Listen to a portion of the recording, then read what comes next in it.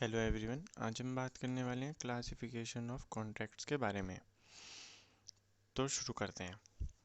सबसे पहले आता है बेस्ड ऑन इन्फोर्सेबिलिटी, यानी कि ताकत यानी कि पावर के हिसाब से उनका जो है डिफरेंशिएशन किया गया है। सबसे पहले आते हैं वैलिड कॉन्ट्रैक्ट पे।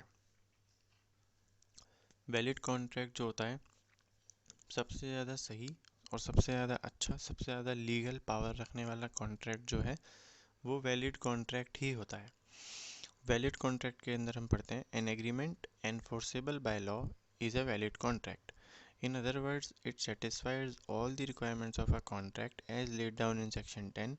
If any essential requirements is missing, it becomes a void contract. Contract सबसे पहले तो वो होता है agreement plus enforceable by law.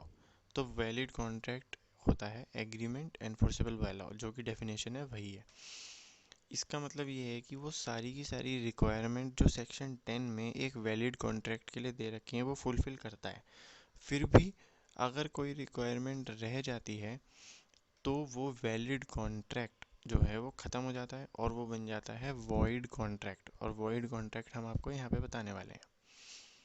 अगली चीज़ जो आती है वो आती है वॉइड एग्रीमेंट। वॉइड एग्रीमेंट एक ऐसा एग्रीमेंट होता है जो एग्रीमेंट तो बन गया है लेकिन वो एनफोर्सेबल बाय लॉ नहीं है। एक ऐसा एग्रीमेंट, एग्रीमेंट माने कि प्रॉमिस ऑफर हो गया, फिर उसको प्रॉमिस में भी कन्वर्ट कर दिया, कंसिडरेशन भी है, पूरा एग्रीमेंट तैयार है, लेकिन वो एग्रीमेंट जो है एनफोर्सेबल बाय लॉ नहीं है। तो उस ऐसे एग्रीमेंट को कहते हैं वॉइड एग्रीमेंट। अगला है हमारे पास वॉइडेबल कॉन्ट्रैक्ट। वॉइडेबल का मतलब होता है जो हो जाएगा। आप वॉइड को छोड़िए, मैं कहता हूँ अवॉइडेबल। अवॉइडेबल यानी कि जो खतरा अवॉइड कर सकते थे फ्यूचर में। ऐसे ही वॉइडेबल कॉन्ट्रैक्ट वो कॉन्ट्रैक्ट होते हैं जो आगे जाके वॉइड हो सकते हैं। वॉइड का मतलब होता है ख़त्म, ख़राब हो सकते हैं। ऐसा सही कॉन्ट्रैक्ट जो आगे जाके ख़राब हो सकता है, वैलिड से वॉइड बन सकता है, ऐसे कॉन्ट्रैक्ट को कहते हैं वॉइडेबल कॉन्ट्रैक्ट। ऐसा कॉन्ट्रैक्ट तभी ख़राब होता है जब दोनों में से कोई एक पार्टी एनफोर्सिबिलिटी के लिए मना कर दे, at the option of one or more parties. यानी कि दोनों में से कोई भी पार्टी अगर कॉन्ट्रैक्ट के लिए मना कर देती है बाय एनी रीज़न, तो वो ऐसे कॉन्ट्रैक्ट जो वैलिड होता है वो आगे जाके वॉइड बन जाता है। अब हम आते हैं वॉइड कॉन्ट्रैक्ट के ऊपर। वॉइड कॉन्ट्रैक्ट वो होते हैं जो एनफोर्सेबल बाय लॉ तो होते हैं लेकिन बाद में कुछ चेंजेस की वजह से वो वॉइड बन जाते हैं। एक बार हम इसे पढ़ लेते हैं क्योंकि ये इंपॉर्टेंट है। A contract which ceases to be enforceable by law becomes void when it ceases to be enforceable। यानी कि वो पहले तो लीगल तो था लेकिन वो बाद में वॉइड बन जाता है क्योंकि वो एनफोर्सेबल नहीं रहा। Void agreement and void contract are different. Void contract और वॉइड एग्रीमेंट डिफरेंट होते हैं क्योंकि भाई वॉइड एग्रीमेंट जो है वो कॉन्ट्रैक्ट बना ही नहीं है और वॉइड कॉन्ट्रैक्ट जो है उसके पास फुल पावर थी लेकिन वो एनफोर्सेबिलिटी बाय लॉ को खो चुका है, इसलिए ये दोनों डिफरेंट होते हैं। आगे, वॉइड एग्रीमेंट इज वॉइड एब इनिशियो। वॉइड एब इनिशियो का मतलब होता है कि स्टार्टिंग से ही। एब इनिशियो का मतलब होता है फ्रॉम द बिगिनिंग।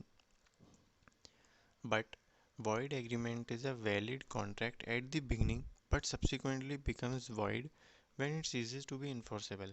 यही मैंने अभी बताया था कि वैलिड कॉन्ट्रैक्ट जब अपनी एनफोर्सेबिलिटी को छोड़ देता है, खो देता है, उसके पास वो पावर नहीं रहती है, तभी एक वैलिड कॉन्ट्रैक्ट वॉइड कॉन्ट्रैक्ट बनता है। अगले पर आ जाते हैं अनएनफोर्सेबल कॉन्ट्रैक्ट। अनएनफोर्सेबल कॉन्ट्रैक्ट ऐसे कॉन्ट्रैक्ट होते हैं जो किसी नाकामयाबी की वजह से, किसी टेक्निकल डिफेक्ट, किसी लीगल चेंज की वजह से एनफोर्सेबल नहीं हो सकते। भाई हमने पहले कहा था कि केरला से चावल दिल्ली आएगा, इसका हमने कॉन्ट्रैक्ट कर लिया लेकिन केरल में बाढ़ आ गई। ये तो किसी को नहीं पता था और अब हम कुछ कर भी नहीं सकते। एनफोर्स वो कॉन्ट्रैक्ट जो है कंप्लीट हो ही नहीं सकता किसी भी हाल में, उसे हम कहते हैं अनएनफोर्सेबल कॉन्ट्रैक्ट। अगला कॉन्ट्रैक्ट है इल्लीगल कॉन्ट्रैक्ट। अब इल्लीगल कॉन्ट्रैक्ट का तो आपको पता ही है कि भाई किसी गलत चीज़ की डीलिंग में, किसी डिस्प्यूट में, किसी गलत काम में ही था वो शुरू से कॉन्ट्रैक्ट जो किया गया था, टर्म्स ही उसकी इल्लीगल थी, तो ऐसे कॉन्ट्रैक्ट जो होते हैं इल्लीगल कॉन्ट्रैक्ट माने जाते हैं। ये तो थे पावर के ऊपर। अब आते हैं based on method of formation, यानी कि उन्हें फॉर्म कैसे करा गया। फॉर्मल कॉन्ट्रैक्ट का मतलब सीधा सीधा ये होता है कि दो पार्टी थी, वो बैठे, उन्होंने बात करी, ऑफर एक्सेप्ट करा, एक्सेप्टेंस हुई, एक्सेप्टेंस के बाद प्रॉमिस हुआ, प्रॉमिस के बाद कंसिडरेशन हुआ, फिर वो लीगल हो गया तो कॉन्ट्रैक्ट बन गया। उस कॉन्ट्रैक्ट में भाई प्रॉपर सील लगी है, प्रॉपर रिकॉर्ड बने हैं, प्रॉपर रिटर्न डॉक्यूमेंट्स हैं, प्रॉपर जजमेंट है, सब कुछ एकदम ऑफिशियल है। ऐसे कॉन्ट्रैक्ट होते हैं फॉर्मल कॉन्ट्रैक्ट। सिंपल कॉन्ट्रैक्ट वो होते हैं जो कि सीधा का सीधा एक कागज़ पे ले लिए जाते हैं, उनके अंदर कोई इतनी बड़ी लीगैलिटी नहीं होती है कि भाई इतनी सील वगैरह लगेगी, इतना कुछ उनके ऊपर कंट्रोल किया जाएगा। सिंपल एक पेज का कॉन्ट्रैक्ट जो होता है वो सिंपल कॉन्ट्रैक्ट माना जाता है। अगला है based on performance. Based on performance का मतलब ये है कि किस तरीके से उन्हें एग्जीक्यूट करा जाएगा, यानी किस तरीके से उस कॉन्ट्रैक्ट को पूरा किया जाएगा। उसके बेसिस पे हमारे पास यहाँ दो हैं, एग्जीक्यूटेड और एग्जीक्यूटरी। अब जिन्हें इंग्लिश अच्छी आती होगी उन्हें तो समझ में आ गया होगा कि एग्जीक्यूटेड मतलब जो हो चुका है, कंप्लीट हो चुका है, एग्जीक्यूटरी मतलब जो आगे होगा। फिर भी मैं समझाता हूँ। एग्जीक्यूटेड कॉन्ट्रैक्ट ऐसे कॉन्ट्रैक्ट होते हैं जो पहले ही एग्जीक्यूट कर दिए गए हैं, कंप्लीटली कंप्लीटेड। ये ऐसे कॉन्ट्रैक्ट हैं जो कंप्लीट कर दिए गए हैं, फुलफिल कर दिए गए हैं, इनकी टर्म्स वगैरह सब पूरी हो गई है। एग्जीक्यूटिव कॉन्ट्रैक्ट वो होते हैं जो अभी तक परफॉर्म नहीं करे गए हैं, होली अनपरफॉर्म्ड, या फिर यहाँ पे पार्टली अनपरफॉर्म्ड भी हो सकता है। होली अनपरफॉर्म्ड का मतलब होता है कि अभी तक कॉन्ट्रैक्ट का एक भी काम शुरू नहीं हुआ। पार्टली अनपरफॉर्म्ड का मतलब ये होता है कि कुछ काम हो गया, कुछ बचा है। जैसे कि बिल्डिंग बनाना, कोई बिल्डिंग 2 साल में बनेगी तो 1 साल में आधी हुई है, तो पार्टली परफॉर्म्ड कॉन्ट्रैक्ट्स को भी एग्जीक्यूटरी कॉन्ट्रैक्ट माना जाता है, क्योंकि अभी उनका पूरा काम जो है वो बचा हुआ है। अगली चीज़ आती है बेस्ड ऑन ऑब्लिगेशन। इसका मतलब होता है यूनिलेटरल। इसके अंदर आते हैं 3 यूनिलेटरल कॉन्ट्रैक्ट, यानी कि जिसमें एक ही पार्टी इन्वॉल्व है, जो एक पार्टी अपनी तरफ से ही कॉन्ट्रैक्ट करती है, उसे कहते हैं unilateral contract.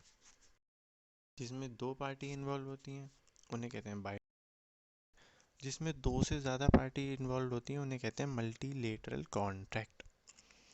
Mode of creation के थ्रू अगर हम समझना चाहें तो यहाँ पे आता है एक्सप्रेस कॉन्ट्रैक्ट।